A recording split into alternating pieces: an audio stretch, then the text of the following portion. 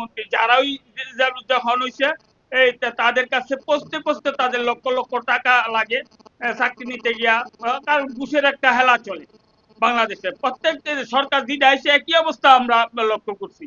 হ্যাঁ, একই অবস্থা লক্ষ্য করছি। তাইলে এই দেশে সন্তানটি জন্ম হইয়া, হ্যাঁ, বড় বয়সে লেখাপড়া করবে, ইয়া চাকরিতে গিয়া ঘুষ দিবে কেন? একটা টিএসআই এসআই পদে বা কনস্টেবল পদে চাকরি করবে পুলিশে, সেও 5 লাখ টাকা ঘুষ দেয়।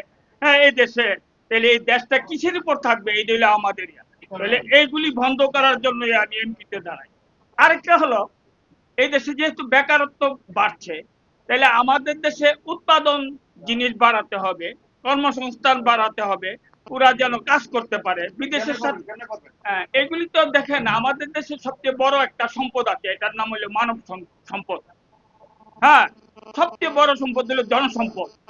এই যে প্রায় 1-2 কোটি ছেলে তো নেশার পথে ঢুকে গেছে সারা বাংলাদেশে। এই 1-2 কোটি ছেলেকে যদি বিভিন্ন ভাবে পথে কাজে লাগানো যেত, হ্যাঁ, তাহলে তো দেশ আরো উন্নত হইল। কিন্তু আপনারা এমপি মন্ত্রী কি করে? হ্যাঁ, এই দেশের হাজার হাজার কোটি টাকা লুট করে নেওয়া হইলে তখন সুইস ব্যাংকে, নইলে তখন আমেরিকা, নতুবা রাখেন বেলজিয়াম। কিন্তু এই দেশের ছেলেরা যে কাজ করবো সেই ধরনের পদক্ষেপ আপনারা নেন না। শুধু শুধু আমাদের দেশে যে পাহাড়গুলি আছে আর এই নদীগুলি আছে আর এই যে সাগরগুলি আছে, এইগুলিতে শুধু কর্মসংস্থান করলে কমপক্ষে এই দেশের লোক সংখ্যা তো 20 কোটি, আরো 20 কোটি লোকের কর্মসংস্থান করা যাবে এই বাংলাদেশে।